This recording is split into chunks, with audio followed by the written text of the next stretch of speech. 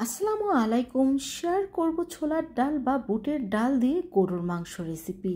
এভাবে করে গরুর মাংস রান্না করলে রুটি, পরাটা, পোলাও, ভাত সব কিছু দিয়ে খেতে কিন্তু অনেক বেশি ভালো লাগে। তো কথা না বাড়িয়ে চলে যাচ্ছি রেসিপিতে। এজন্য প্রথমে এখানে আমি 1 কাপ ছোলার ডাল বা বুটের ডাল নিয়ে নিয়েছি। এখন এটাকে আমি 2 ঘন্টা পর্যন্ত পানি দিয়ে ভিজিয়ে রেখে দেব। আপনাদের হাতে যদি সময় কম থাকে সেক্ষেত্রে এখানে গরম পানি দিয়ে এটাকে ভিজিয়ে রেখে দিতে পারেন। এখানে আমি 1 কেজি গোছের জন্য 1 কাপ ডাল নিয়ে নিয়েছি। আপনারা চাইলে ডালটা বাড়িয়ে কমিয়ে নিতে পারেন। তো এখানে আমি ধুয়ে পরিষ্কার করে 1 কেজি গরুর মাংস নিয়ে নিয়েছি হাড্ডি চর্বি সহ।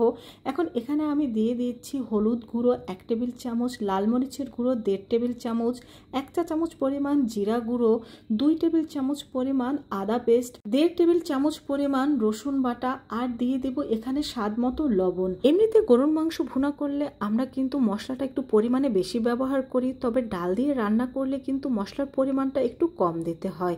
এটাকে আমি মশলা দিয়ে মেখে ম্যারিনেশন করে রেখে দেব। আপনারা চাইলে কিন্তু মশলা দিয়ে কষিয়ে এটাকে সরাসরি রান্না করতে পারেন। তো 2 ঘন্টা পরে কিন্তু আমাদের বুটের ডালটা ভেজে গিয়েছে। এটাকে ধুয়ে আমি ভালোভাবে পরিষ্কার করে নিয়েছি। এখন চুলায় একটি প্যান বসিয়ে তার মধ্যে পরিমাণ মতো তেল দিয়ে দিচ্ছি 1 কাপ পরিমাণ পেঁয়াজ কুচি, দিয়ে দিচ্ছি এখানে কিছু গরম মশলা।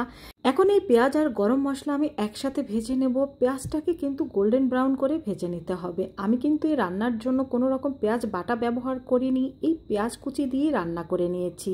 তো পেঁয়াজটা গোল্ডেন ব্রাউন হয়ে গেলে এর মধ্যে এখন মশলা দিয়ে ম্যারিনেশন করে রাখা সেই গরুর মাংসটা এর মধ্যে দিয়ে দেব। এখন এই গরুর মাংসটাকে আমি এই তেলের মধ্যে 4 থেকে 5 মিনিট ভালোভাবে কষিয়ে নেব। কিছুক্ষণ কষিয়ে নেওয়ার পরে দেখবেন এর ভেতর থেকে কিছুটা পানি ছেড়ে দিয়েছে। তো এখন এটাকে আমি ঢাকনা দিয়ে ঢেকে দেব। ঢাকনা দিয়ে ঢেকে দেওয়ার পরও দেখবেন আরও কিছুটা পানি বের হয়েছে। তো ঢাকনা তুলে আপনাদের দেখিয়ে দিচ্ছি, দেখুন এর ভেতর থেকে কিন্তু এখন অনেকটা পানি বের হয়েছে। তবে এটাকে আমরা এমনভাবে কষিয়ে নেব যেন পানিটা একেবারেই শুকিয়ে যায়। তো এটাকে ভালোভাবে কষিয়ে নেওয়া হয়ে গেলে এর মধ্যে আমরা দিয়ে দেব গরম পানি। এখানে কিন্তু পরিমাণের চাইতে আমি গরম পানিটা একটু বেশি ব্যবহার করব, কারণ এখানে কিন্তু আমরা এই মাংসের সাথে একসাথে ডালও রান্না করব। এখন চুলার হিট মিডিয়ামে রেখে এই গোশটাকে আমরা রান্না করে নেব। আর এই গোশটা যখন 60 থেকে 70% সিদ্ধ হয়ে যাবে তখনই এর মধ্যে দিয়ে দিতে হবে সে ভিজিয়ে রাখা ছোলার ডাল। ছোলার ডালটা কিন্তু ভিজিয়ে রাখার কারণে অনেকটা নরম হয়ে গিয়েছে, তো এটা সিদ্ধ হতে কিন্তু তেমন কোনো সময় লাগবে না। গরুর গোছের 40% সিদ্ধ হতে হতে এই ছোলার ডালটা সিদ্ধ হয়ে যাবে।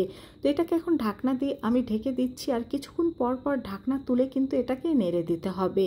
আর দেখুন আমার ডালটা কিন্তু একেবারে প্রায় সিদ্ধ হয়ে এসেছে। তো এখানে সামান্য একটু লবণের প্রয়োজন রয়েছে, তাই এখানে আমি সামান্য লবণ দিয়ে দিচ্ছি। আর দিয়ে দেবো এখানে আমি কিছু চেরা কাঁচামরিচ। লবণটা অবশ্যই টেস্ট করে তারপরে ব্যবহার করবেন। বুটের ডাল দিয়ে গরুর মাংসটা এমনভাবে রান্না করতে হবে ডালটা কিন্তু পারফেক্টভাবে সিদ্ধ হবে, কিন্তু একেবারে গলে যাবে না। ঠিক এইভাবে করেই এটাকে রান্না করে নিতে হবে। এই তো আমার বুটের ডাল দিয়ে গরুর মাংস কিন্তু রান্না করে নেওয়া হয়ে গিয়েছে।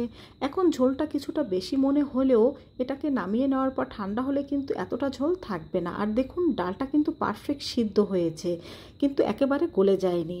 এখন এটাকে আপনাদের কিছুটা আমি পরিবেশন করে দেখিয়ে দিচ্ছি। তো দেখতেই পেলেন কত সহজভাবে এই বুটের ডাল দিয়ে গরুর মাংস রান্না করে নেওয়া যায়। আর এটা যে খেতে কতটা টেস্টি, রুটি, পরাটা, ভাত আর পোলাও দিয়ে একবার তৈরি করে খেলেই বুঝতে পারবেন। ভালো লাগলে বন্ধুদের সাথে শেয়ার করবেন। আল্লাহ হাফেজ।